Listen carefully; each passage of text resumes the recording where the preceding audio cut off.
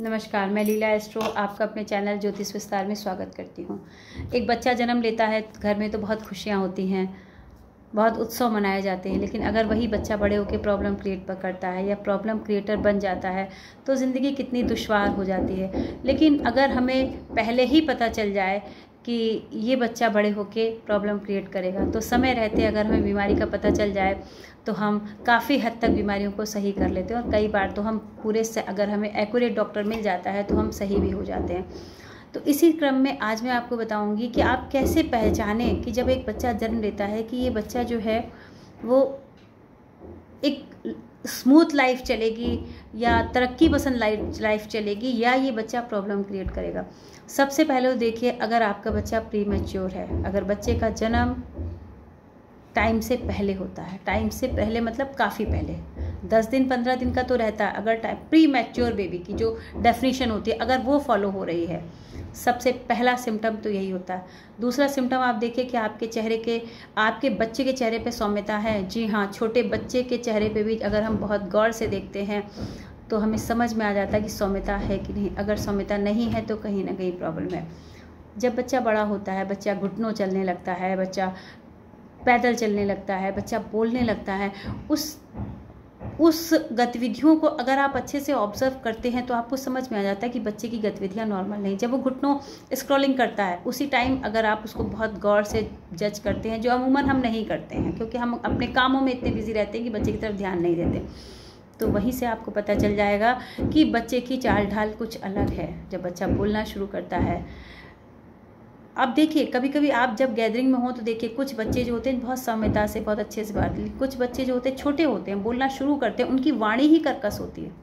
जी हाँ, उन्होंने बोलना शुरू किया। कुछ बच्चों की इतनी सौम्य वाणी होती है, सौम्य चेहरा होता है, कुछ बच्चों की वाणी कर्कश होती है, वाणी ही सौम्य नहीं होती है और चेहरे पे के भाव वो कभी छोटे नहीं लगते, हमेशा एडल्ट लगते हैं बच्चे।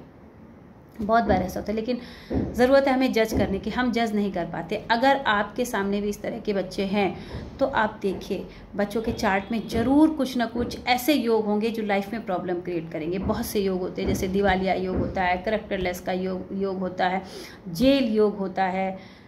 ये मैंने आपको कुछ उदाहरण दिए। बहुत सी 99 पे कट होने की जो काम है वो 99 पे कट हो जाएंगे। इस तरह के योग होते हैं बच्चे के चार्ट में।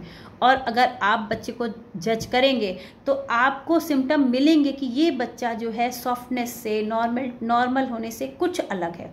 अगर वो कुछ अलग है तो तुरंत जो है आप उसका चार्ट लीजिए, किसी भी एस्ट्रोलॉजर को दिखाइए और वहाँ क्या परेशानी है। क्योंकि देखिए पुरानी कहावत भी है कि पूत के पाँव पालने में नज़र आ जाते थे। ये कहावतें यूं ही नहीं बनी है, हमारे बुजुर्गों को इतनी समझ होती थी जो हमें नहीं है, क्योंकि वो वेदों से पुराणों से जुड़े होते थे और हम मैकॉले की पढ़ाई से जुड़े हुए हैं, तो हमें इतनी समझ नहीं है।